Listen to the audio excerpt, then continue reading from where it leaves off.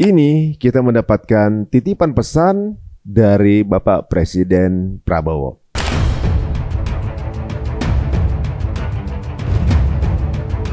Jadi artinya memang Presiden betul-betul memandang masalah yang dihadapi oleh Indonesia sekarang ini itu sangat serius dan genting. Ya. Di part apanya tuh? Waktu belum serangan Israel Amerika ke Iran, Presiden tentang BOP nadanya saya tangkap masih kuat dan dia meyakinkan semua yang diajak diskusi termasuk tokoh-tokoh mantan-mantan Menlu juga bahwa memang ini satu-satunya cara yang tersedia kan gitu untuk membantu saudara kita di Palestina. Kemudian Pak Presiden juga mempertanyakan terus kalau seandainya ada yang menawarkan kita mendesak keluar dari BOP, terus tawarannya kita meja berunding dalam rangka menciptakan perdamaian itu di medan apa, di forum apa? Karena forum untuk melakukan perundingan perdamaian di Palestina dan Gaza itu satu-satunya hari ini adalah di BOP.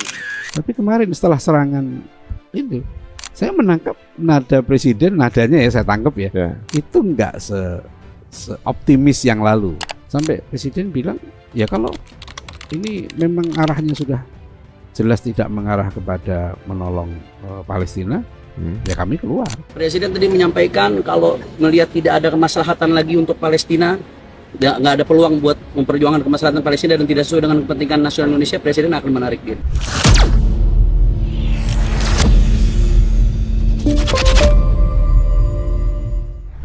Mengenai apa yang terjadi di geopolitik Timur Tengah atau juga sampai perang ini sampai dan juga termasuk BOP ini ternyata guru kita Ustadz Adian Husaini akhirnya mampu berdiskusi dan juga komunikasi dengan Presiden Prabowo dan alhamdulillah ada beberapa pesan yang tentunya juga akan terdeliver untuk episode kita kali ini di Cerita Untung. Langsung kita ketemu dengan Ustadz Adian Husaini. Assalamualaikum warahmatullahi wabarakatuh. Waalaikumsalam warahmatullahi wabarakatuh. Alhamdulillah baik. Alhamdulillah. Aduh. Bagaimana keadaan menurut antum di Ramadan ini? Ternyata dunia malah gelap, banyak kembang api nih. Iya, luar biasa ya kita menyambut Ramadan 1447 Hijriah ini dengan sesuatu yang penuh dengan ketidakpastian tentang situasi global ya, sehingga agenda-agenda besar kita sebagai umat Islam Indonesia yang sebetulnya nggak kalah peliknya dibandingkan dengan Palestina. Kita pelik sekali masalah kita di Muslim terbesar di dunia ini ya.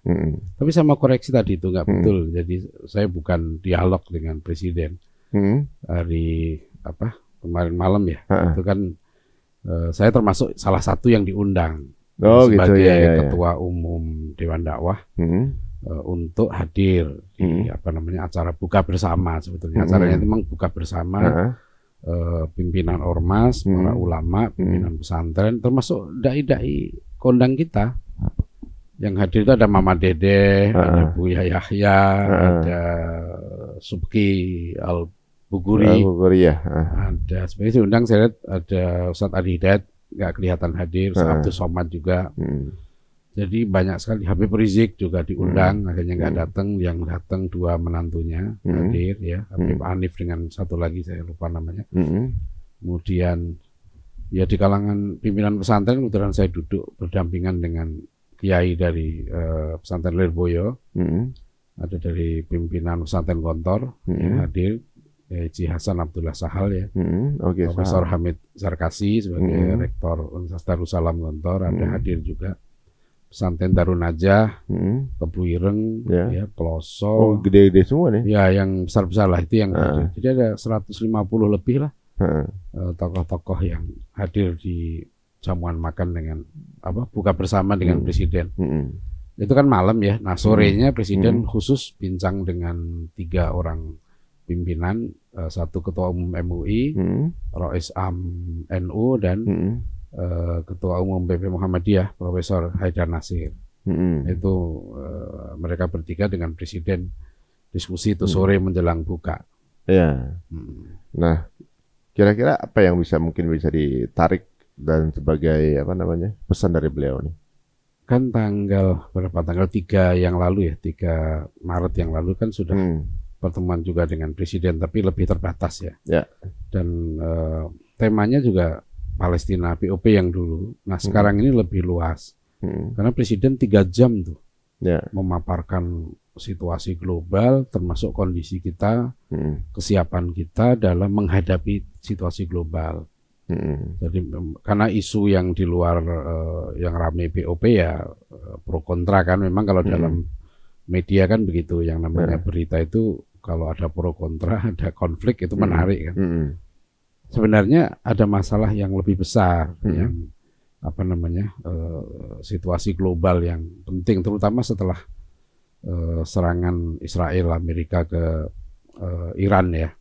Itu memang cukup apa ya, dampak geopolitiknya, ekonomi dan lain-lain sangat serius gitu. Nah itu yang disampaikan ke Presiden. Dan sebelumnya kan 2 hari sebelumnya nggak saya kan Presiden juga ngundang semua mantan Presiden, Wapres, mantan Menlu dan juga ketua-ketua partai.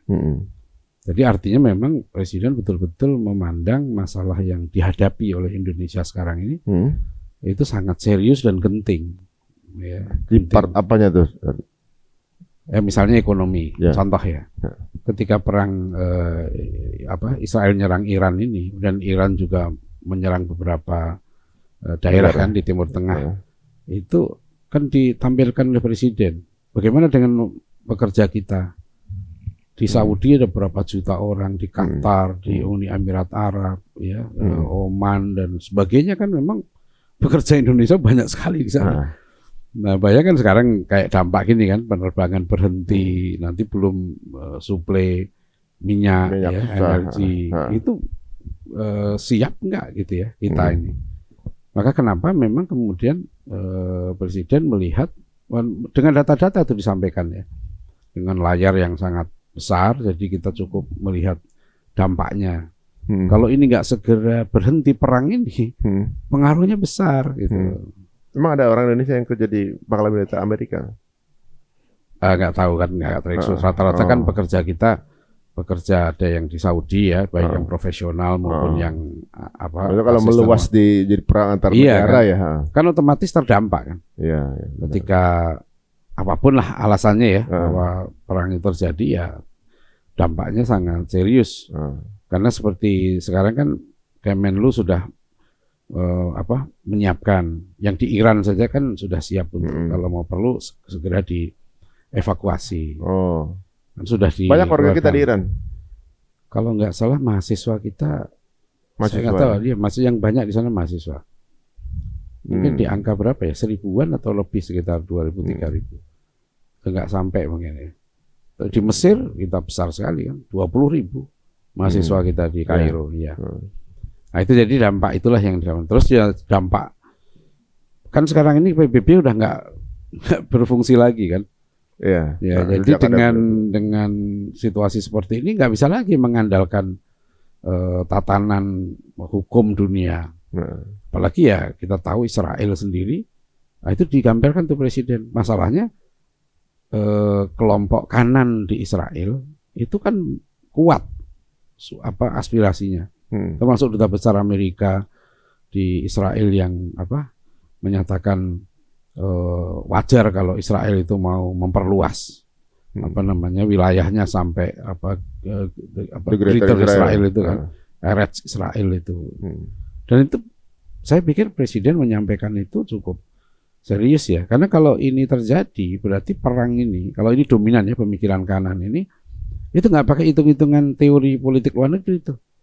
Itu berarti kalau ini dasarnya agama motivasinya. Kalau motivasi agama ya udah mereka siap mati gitu masalah. Jadi bahkan membunuh orang Palestina itu dianggap ibadah kalau begitu nanti. Ya karena kan Department of War-nya Amerika itu mendeklar bahwa ini adalah tugas dari Tuhan kan gitu dalam penyerangan ke Iran gitu kan. Sama dulu 2003 waktu George Walker Bush nyerang Irak, ketika ditanya apa dasarnya? Perintah Tuhan. Berarti mirip dengan perang salib waktu dulu, membunuh Muslim itu perintah Tuhan juga kan? Iya, mungkin agak beda ya, karena ini kalau perang salib dulu kan isunya negeri tanah suci Holy Land itu dikuasai oleh bangsa yang jahat. Iya, yang kemudian yang Pope Urban II itu itu mendeklarasikan itu pada 25 November 1095. Nah itu memang menyatukan dan seluruh Eropa bersatu kemudian untuk membebaskan dengan isu itu kan. Dengan isu itu. Jadi ada musuh yang sama. Ada pembenaran Iya. untuk melakukan itu dengan target common enemy. Common enemy. Common enemy yang seolah-olah Muslim itu makan bayi gitu kan. Iya. Sama kayak yang waktu George Walker Bush mengumumkan either you are with us or with the terrorist itu kan. 9/11. Iya, dia ngajak isunya gitu. Iya, isunya kan sama, teroris nih, musuh kita bersama. Nah, karena jadi kepada Islam musuh bersama dari zaman dulu ya. Iya kan paling mudah. Mereka ingin menyatukan, tapi kan George Walker Bush gagal. Nah, di Eropa dulu berhasil ya menyatukan seluruh kesatria Eropa untuk bersatu karena menciptakan isu yang sama. Dan setelah dievaluasi kan 9/11 2001, kemudian ke sini kan war against terrorism isunya. Itu kan nggak berhasil juga akhirnya. Nah, akhirnya Amerika kewalahan sendiri. Ya, itu sudah banyak yang memperkirakan di dalam negeri Amerika sendiri waktu itu kan Profesor Johan Galtung, Noam Chomsky juga sama kan mengkritisi war against terrorism itu. Sekarang kasus Afghanistan, Syria dan sebagainya menunjukkan Amerika gagal. Nah, makanya menarik Mas Ari ya tentang kasus terakhir ini. Saya jadi tadi baca-baca lagi tentang pernyataan dari sejarawan Israel, Ilan Pappé yang menyatakan sekarang ini sudah the last phase of Zionism ya. Tahap terakhir dari Zionisme. Fase gitu. terakhir. Fase terakhir. Ideologi Zionis ini kalau ini fase terakhir dan kelihatan tanda-tandanya. Dia semakin tamak ya, semakin kelihatan sombongnya. Kelihatannya. Jadi kayak gini ya. Kalau ayam itu disembelih itu, kalau mau sekarat itu kan bergelimpangan. Bung Karno dulu pernah menyatakan kapitalisme di tahun 60-an tuh, itu sudah kalap, ya sudah kalap seperti harimau yang luka dan sudah nggak karu-karuan, sudah nggak rasional jalannya. Saya coba mencari berbagai berita ya tentang alasan menyerang Iran ini apa sebenarnya. Itu susah itu dianalisis ya. Faktor apa sebetulnya?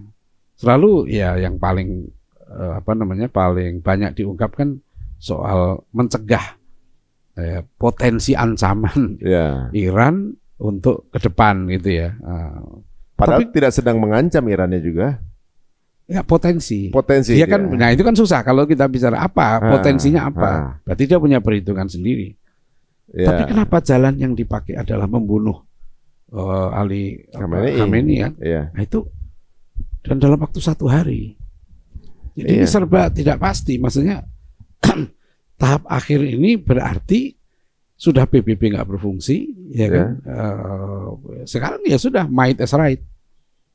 Yang Presiden Prabowo tulis dalam buku Paradoks itu, kutipan dari Thucydides. Ya filosof Romawi ya, yang menyatakan filosof Yunani yang mengatakan the strong do what they can and the weak suffer what they must. Wah ini kayak hukum alam dong, kayak hukum rimba. Sekarang berlaku begitu. Iya benar-benar. Maduro ditangkap sekarang. Ya kalau kita lihat secara social consent ya saja. Jadi kok bisa dia seorang pemimpin negara memiliki hak untuk membunuh pemimpin negara lain. Ini kan negara orang. Terus dia merasa punya hak untuk membunuh pemimpin negara itu karena atas keputusan politik dilakukan pada rakyatnya. Kan bukan urusan dia. Gitu. Dan di depan miliaran orang saksi mata melihat kejadian ini terjadi di depan mata gitu. Dan gak ada yang memberikan sanksi gitu. Jadi soal ya bebas-bebas saja sekarang. Nyulik presiden negara lain, membunuh presiden negara lain, ini kan punya rakyat itu. Betul. Nah itu kan kayak artinya ini kan makanya kalau kita bicara politik luar negeri, banyak pengamat yang masih memegang pada kaidah-kaidah namanya politik idealis, berpegang pada hukum. Ini udah enggak nih. Harusnya kan sekarang udah nggak berlaku. Iya kan? Kalau kita bisa bicara tentang Israel itu dari sejak berdiri sampai sekarang nggak pernah peduli dengan nggak pakai hukum itu. Nggak peduli. Itu namanya yang Zionisme realis itu. Dulu ada tokohnya Vladimir Jabotinsky. Itu yang realis pokoknya mereka sadar ya, bahwa mereka menjajah, maka mereka harus kuat. Ya, jadi teorinya itu yang penting kuat, yang penting kamu kuasa, kuat. Nah, kuatnya negara Zionis Israel ini tanpa dia sadari karena eksesif kan. Kan gini ya, serangan 7 ini kan sebetulnya dunia ini ada perubahan yang luar biasa, nggak diduga juga. Bahwa serangan 7 Oktober 2023 itu ya, itu kan mengubah peta dunia dalam arti misalnya gini, 2 tahun yang lalu nggak ada yang memperkirakan wali kota New York itu seorang Muslim, dan melawan Netanyahu.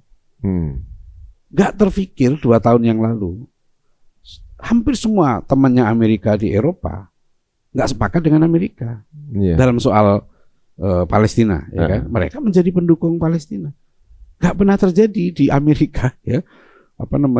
Universitas-universitas besar di sana justru pro Palestina. Dan nggak pernah terjadi juga nih Uni Eropa musuhan sama Amerika kan? Nggak pernah terjadi. Biasanya ally kan? Bukan hanya kalau tadi orang mungkin nggak terfikir. Iya, kayak nggak mungkin mereka tuh cerai.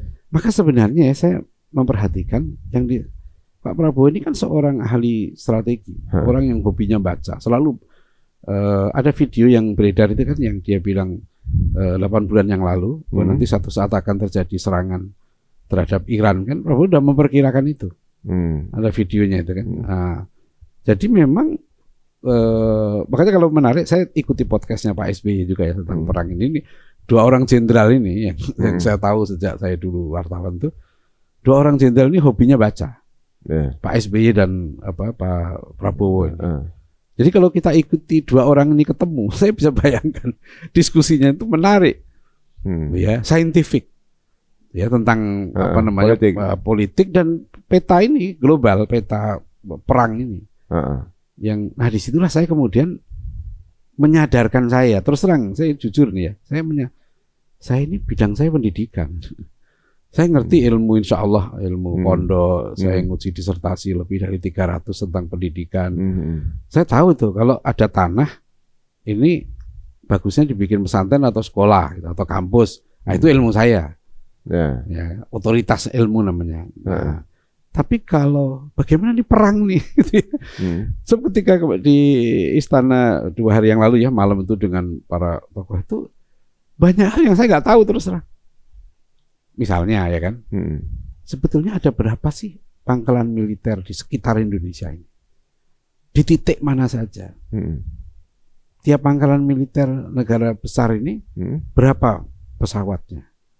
Kekuatan pesawatnya berapa? Nah, itu saya nggak punya ilmunya terus terang.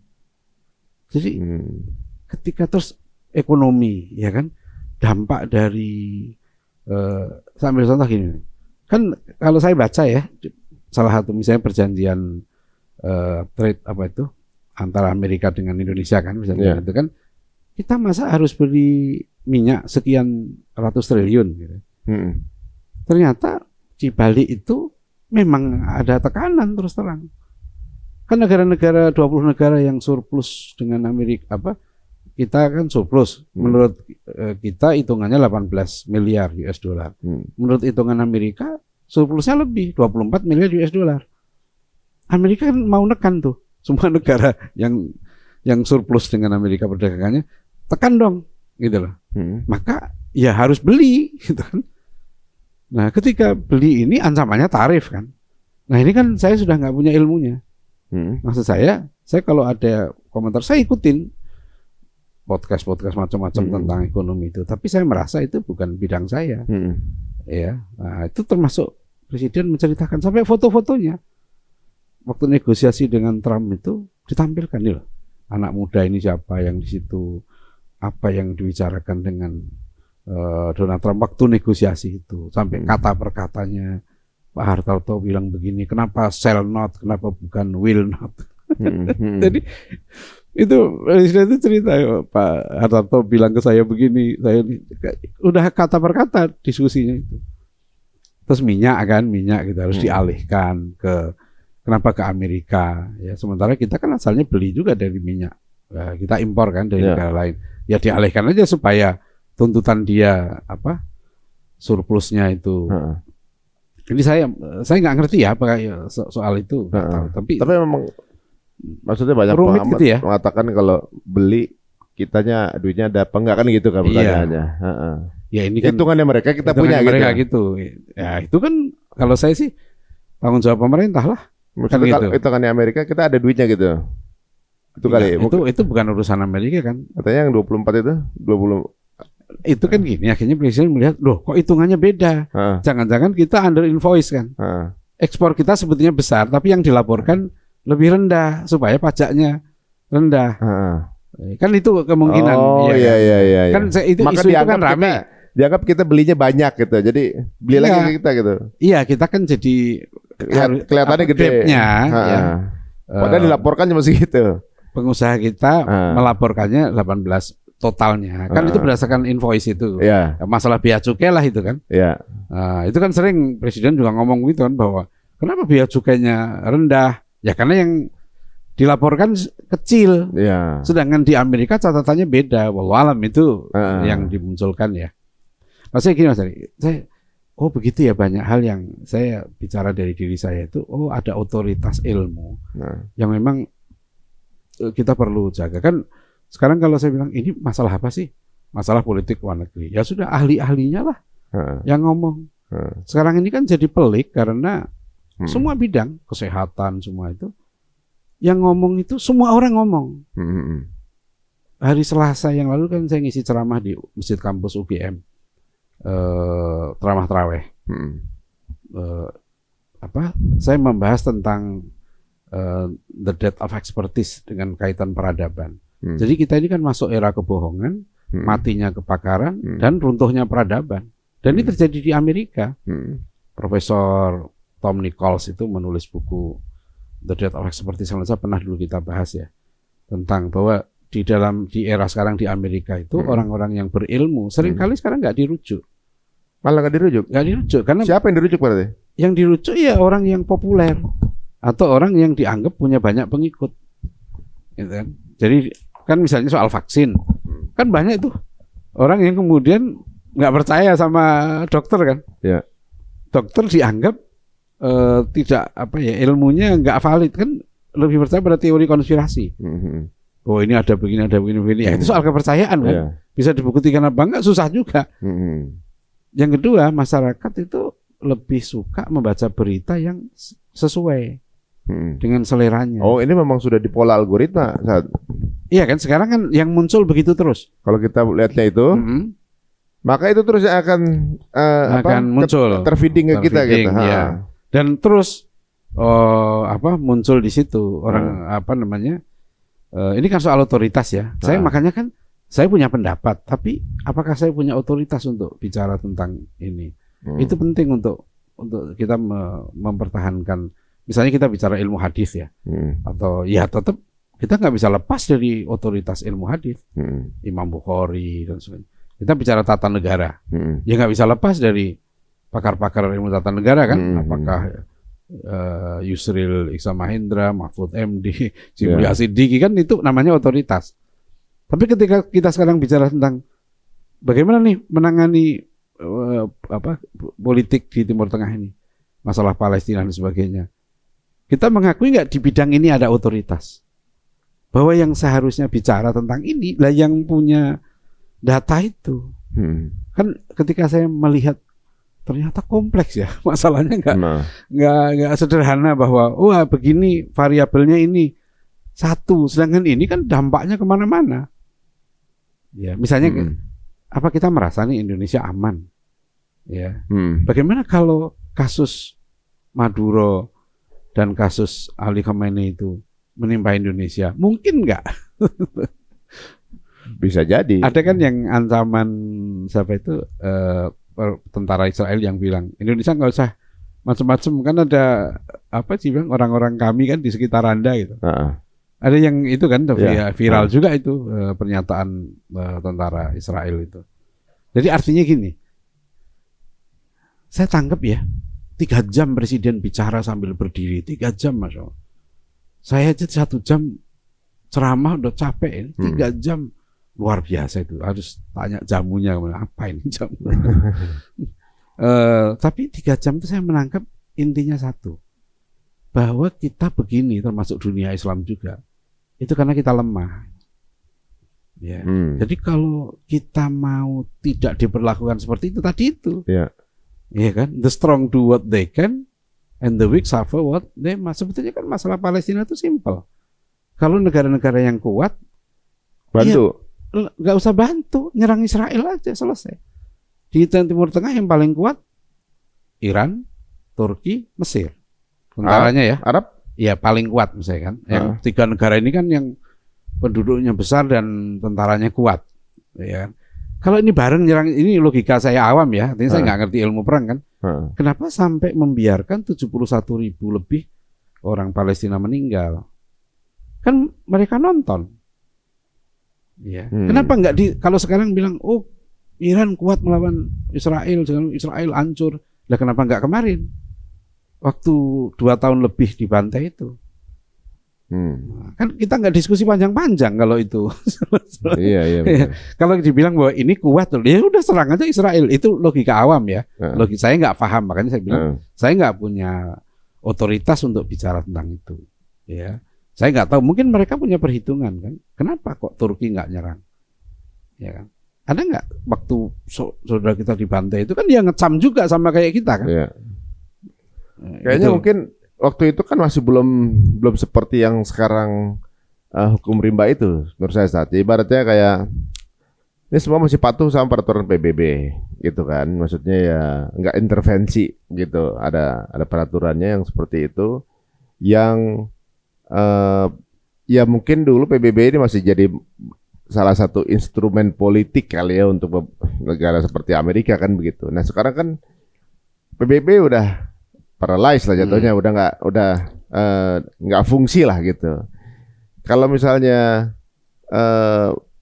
boleh kita intervensi apa segala macam, mungkin oke, semua boleh bantu gitu. Ya kan? Satu menurut saya si negara-negara lain ini itu kayak semacam ada hal yang membuat mereka terbogol gitu. Entah itu mungkin ada kesepakatan bisnis, ekonomi, bilateral negara, peraturan PBB yang buat mereka jadi nggak bergerak menurut saya. Betul.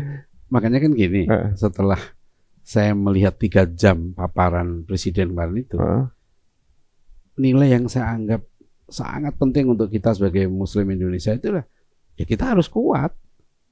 Iya. Artinya kita mau minta tolong siapa lagi gitu loh, ya kan? Iya. Kalau negara kita, ya kan dengan berbagai kasusnya begitu luasnya ya, ada Aceh sampai Papua, ini kan nggak ringan nih. Ya, masalah yang kita hadapi internal saja. Ya. Apalagi kalau kita berpecah belah. Ya. Jadi kalau umat Islam ini kita lemah secara sains teknologi, ya, secara ekonomi lemah, terus pecah belah lagi gitu ya.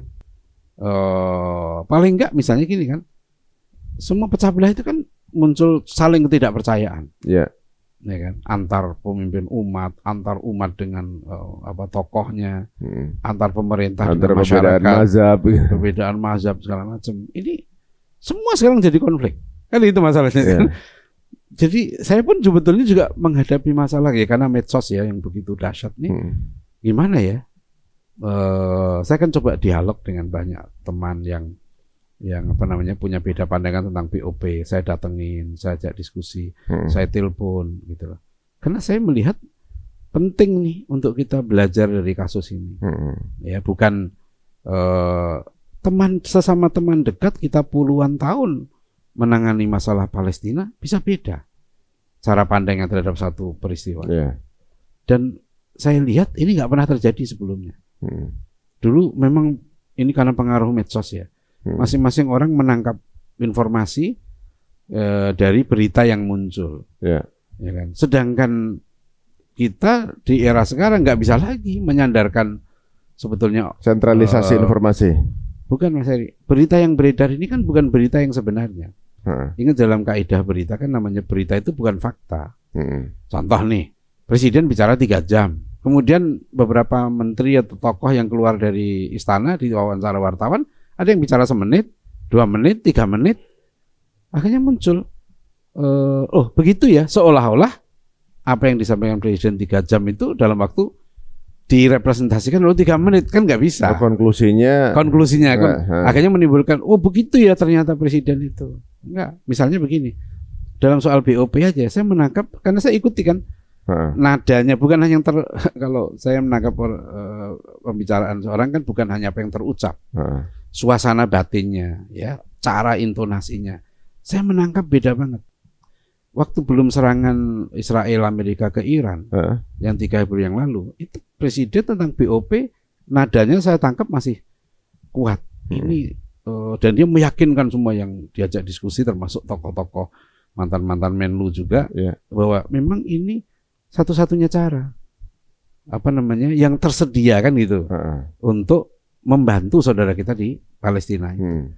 Tapi kemarin setelah serangan itu saya menangkap nada presiden, nadanya ya saya tangkap itu enggak seoptimis yang lalu 3 Maret yang lalu. Itu sudah keluar pernyataan terang-terangan. Kalau ini tidak sampai pada tujuannya dipaparkan sama presiden itu tentang poin-poin mengapa 8 negara ini kemudian memilih bergabung ke BOP itu. Salah satunya memang ada eksplisit tentang negara Palestina, ya solusi 2 negara itu kan, Oki udah sepakat itu solusi untuk Palestina ini ya Palestina harus punya negara sendiri. Nah Hamas pun sebetulnya 2017 sudah sepakat negara Palestina itu kembali ke perbatasan tahun 67, berarti tepi barat dan jalur Gaza, kan itu kan. Kalau ada yang berpendapat nggak bisa dong, berarti mengakui penjajahan, berarti Israel harus dimusnahkan atau ditundukkan. Semuanya berarti? Semuanya, maunya 100% kan itu tanah Palestina. Ya memang itu idealnya. Itu kan kalau orang yang tapi realistisnya sekarang semudah itu. Ya, artinya apa yang bisa dicapai dulu dalam perundingan. Sama lah kayak kita merdeka kan juga berunding dengan Belanda, malah kita bayar kerugian perang kita suruh nanggung waktu itu kan. Kita kan nanggung utang karena kira utang, padahal itu kita yang diserang. Padahal bukan kita yang ngutang kan gitu. Jadi itu salah satu contoh kan dalam solusinya harusnya perang. Maksud saya ada nuansa nih. Sampai presiden bilang ya kalau ini memang arahnya sudah jelas tidak mengarah kepada menolong Palestina, ya kami keluar. Dan kami ajak. Begitu presiden? Iya. Jelas eksplisit. Dan saya menangkap suaranya tegas. Keluar Indonesia akan mengajak 7 negara yang lain keluar juga. Nah kalau ini gitu ya, karena disebutkan di layar besar itu poin-poin yang waktu masuk BOP arahnya ke sini, ke solusi 2 negara memang. Nah kalau ini nggak mengarah ke situ lagi, ya udah nggak sesuai sama. Ya memang. Dan saya ketemu juga 2 hari sebelumnya dengan beberapa pimpinan ormas Islam juga dengan nggak usah saya sebut ya, salah satu pejabat tinggi negara juga menyebutkan itu bahwa memang sebetulnya serangan ke Iran ini bagi Israel dimaksudkan untuk menggagalkan BOP. Saya tanya kenapa logikanya begitu? Karena sejak ada BOP Israel kan nggak leluasa. Ini kan gini ya, Israel itu kan spektrumnya juga macam-macam. Ada yang liberal, ada yang sampai kanan ekstrim ya. Yang membunuh orang Palestina itu ibadah bagi mereka gitu. Dan mereka memang mau mengusir kan semua. Kan Gaza ini kalau dilihat mapping sekarang ini, kondisi Gaza ini kan sebetulnya sangat mengerikan. 2 juta orang nggak punya rumah, susah makan, susah air, susah listrik. Kan pertanyaannya, kemudian Israel ini punya ambisi ini, yang kelompok kanannya Israel ini kan mau mengusir mereka semua, bahkan mau membunuhin mereka semua. Itu sudah mereka lakukan, ya bukan ancaman kosong. Itu sehingga dunia marah kan di situ. Pertanyaannya sekarang kan bagaimana cara menyelamatkan itu? Nggak usah ngomong BOP deh gitu. Cara untuk bangun rumahnya gimana? Kan misalnya orang Gaza ini nggak punya rumah nih sekarang. Terus perlu dibangun nggak? Perlu, misalnya kita tanya. Terus yang bangun siapa? Apa Israel? Apa Amerika? Ya pertanyaannya kan, ya sudah suruh mereka lah, kan mereka hebat, misalnya gitu kan. Apa betul begitu orang Gaza? Mereka tetap perlu bantuan kan, saudara kita. Ketika kita bilang kita harus bantu mereka bangun rumah, cara bantunya gimana? Wong kita masukin bantuan ke sana aja susah kan? Itu yang presiden itu sebenarnya jelaskan Sekarang banyak beredar yang beliau nangis itu. Saya lihat di video-video beredar sekarang. Yang mana tuh? Pertemuan kan itu dari, kan nggak ada, kita nggak boleh bawa handphone semua ya kalau pertemuan dengan presiden. Itu memang saya lihat yang mengeluarkan video itu Sekretaris Kabinet. Di mana presiden menceritakan susahnya kita selama ini menyalurkan bantuan ke Gaza.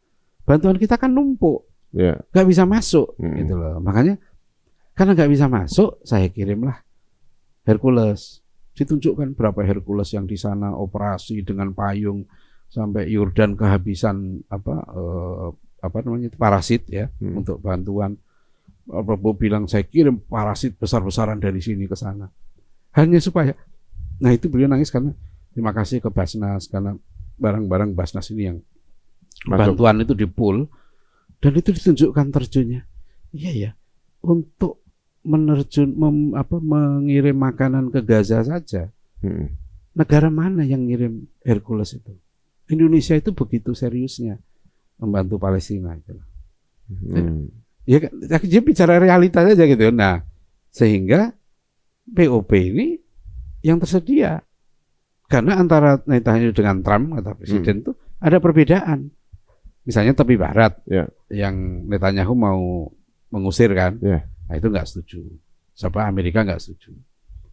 Nah, sekarang dunia kan sudah, kalau menurut Dubes Palestina, BOP ini sama-sama darurat. Palestina juga sudah lelah, Israel juga terpojok karena opini global yang udah marah sama dia. Amerika juga terpojok. Bukan hanya dari luar, di dalam negerinya kan dua negara ini juga penentangan terhadap Netanyahu dan Trump juga luar biasa kuatnya kan. Benar.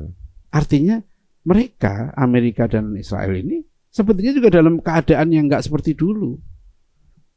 Parah juga kondisinya.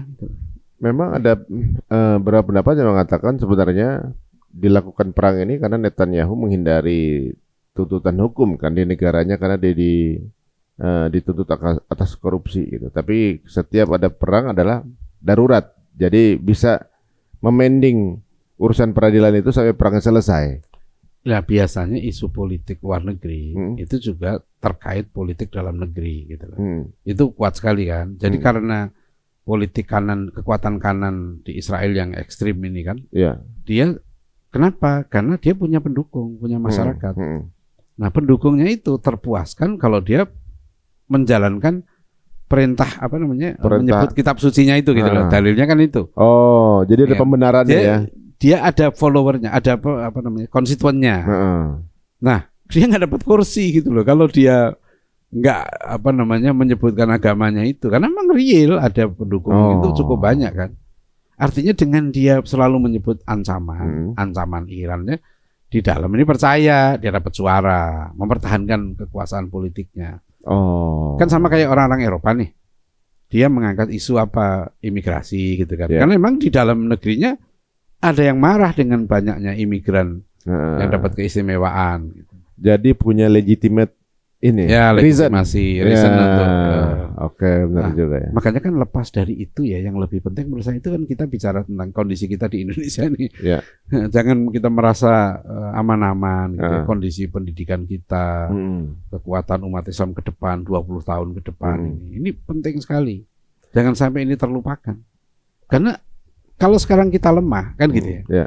Ya janganlah 20 tahun lagi anak kita lemah. Lebih lemah lagi kalau kita kan? Makanya kan. Kalau sekarang kita berpecah belah, ya janganlah anak kita nanti berpecah belah seperti kita. Nah, untuk itu kan kita harus bekerja dari sekarang. Nah, di situ saya melihat ya, ada hal yang strategis yang dilakukan oleh Presiden. Dia bikin sekolah Garuda. Sekolah Garuda ini sekolah yang disiapkan untuk menyiapkan pemimpin Indonesia 20 tahun ke depan.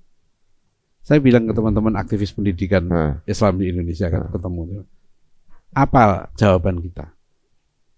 Presiden kepada kita sebagai aktivis pendidikan di Indonesia dikasih ruang, dikasih kebebasan. Pesantren dikasih dirjen tersendiri. Iya kan? Dananya dinaikkan, bantuan ke pesantren. Terus apa yang kita lakukan? Kalau kita nggak menyiapkan kader-kader pemimpin kita 20 tahun lagi, kita bicara siapa yang akan memimpin negeri kita ini? Siapa yang akan membangun kan? Jadi Kita nggak bisa dengan teori kebangkitan bangsa, umat atau peradaban itu mengandalkan seorang pemimpin politik. Jadi akhirnya kita sibuk tiap 5 tahun nyari presiden. Sekarang kan udah mulai begitu. Wah, Prabowo parah nih, berarti nanti 2029 kita cari yang lain kan gitu. Terus menerus, begitu muncul presiden baru akan dicaci maki lagi sama. Karena problemnya bukan hanya pada presiden, problemnya ada pada masyarakat juga ya. Masyarakat kita kan. Tapi bisa jadi begini, saat memang dari beberapa dialog gitu ya, bahwa memang di dunia politik ini ada satu hal gitu yang sepertinya terjadi di setiap negara, seperti ada pola divide et impera. Jadi negara itu tidak akan pernah siap karena sibuk dengan ributnya masing-masing. Setiap negara itu dibikin ribut sendiri, mereka akan jadi nggak solid.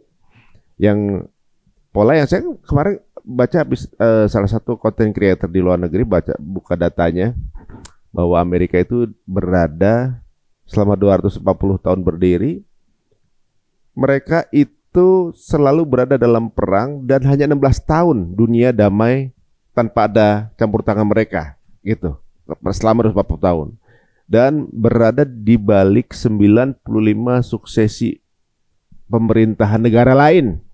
Jadi ibaratnya hampir setiap negara di dunia ini ada peran mereka gitu untuk ngatur politik negara itu. Betul. Jadi dipastikan mungkin aja di kita ini udah juga ada juga. Jadi mungkin ada yang mengelola konflik juga nih. Biar kita sibuk sendiri aja gitu ibaratnya. Jika suatu saat nanti ada penyerangan kita nggak ready karena ini sibuk curiga sama ini sibuk curiga sama ini nyerang ini begitu. Mungkin nggak itu saat terjadi? Kan pernah dulu di podcast dulu kita bahas. Saya sebut satu buku, judulnya The Rogue State, ya, The Rogue State, negara jahat. Jadi yang menulis buku itu adalah William Bloom. William Bloom ini mantan diplomat Amerika. Dia menyebut negaranya sendiri sebagai The Rogue State, negara jahat. Dan disampaikan itu daftar invasinya, Amerika campur tangannya. Dan dia akhirnya di akhir buku itu dia politik Amerika itu di Timur Tengah itu dia sebut politik orang gila, ya, dan itu baru bisa berhenti. Saran dia ini, ya, ada kalau saya jadi presiden katanya, saya akan menghentikan bantuan ke Israel, saya akan minta maaf pada dunia, gitu ya. Dan hari pertama, hari kedua, terus dia bilang apa kata William Bloom? Tapi hari ketiga saya dibunuh. Jadi kalau mau ya memang nggak rasional. Dia bilang Amerika bisa, tapi syaratnya lepaskan Israel sebagai negara bagian Amerika yang kesekian gitu. Itu kita kalau baca buku-buku yang mengkritik ya tentang politik luar negeri Amerika itu banyak sekali. Nah sekarang masalahnya makanya kan politik Presiden Trump ini nggak difahami karena dia dasarnya tadi itu. Politik ini dia sebetulnya bukan agama ya, agama digunakan sebagai jargon pembenaran. Kayak Herzl lah. Herzl kan sekuler. Ternyata dia ateis kan. Dia ateis. Tapi menggunakan agama sebagai dasar agama kan, karena untuk menarik dukungan dari orang-orang Yahudi yang masih pegang agama lah. Meskipun di Israel sendiri di Pew Research Forum ya itu kecil yang menggunakan agama. Mayoritas ateis itu memang. Iya sudah hanya 36%. Iya, sekedar situ banyak ateis padahal. Ateis. Tapi pakai alasan agama. Untuk ini. Ya sama lah kan partai yang nggak mau berpegang pada agama. Tapi waktu kampanye di sini kan agama pakai sorban ya kan, sholawatan gitu ya. Biasa kan. Memang ngambil hati pendukung. Kalau di Indonesia ini kalau ada pelaku koruptor atau apa gitu kriminal langsung pakai jilbab. Pas lagi diwawancara. Ya mudah-mudahan itu tobat. Ya, enggak maksudnya. Lo enggak mesti harus muslim. Saat kadang-kadang enggak muslim ketika lagi pakai orange itu pakai peci sama yang kemarin itu pakai hijab gitu. Kalau diwawancara ya, keluar. Masa terus dia enggak pakai baju kan repot. Lah iya sih. Terus seolah-olah kayaknya pelakunya orang Islam semua gitu. Iya, betul. Itu perlu digali satu persatu. Iya. Kalau dia betul-betul tobat ya kan, pakai jilbab kan ya kita harus tanya dia kan, kamu pakai begini kenapa? Coba ada yang bilang, Saya dipaksa untuk make. Ada yang bilang begitu iya, ya. ada yang bilang kan di situ yang saya disuruh make. Berarti bukan dari kesadaran. Bukan dia memang. Nah, kalau ini seperti ada yang mencitrakan itu. Seperti seolah-olah kan kita menduga ya. Tapi gitu ya Mas Heri, ini situasi yang tidak menentu ini pada akhirnya ya umat Islam harus introspeksi. Kalau kita mau saya berpikir praktis ya. Kalau kita mau berperan secara lebih besar, menyatukan dunia Islam, kan apa yang harus kita lakukan? Ya menyatukan orang Islam Indonesia dulu lah.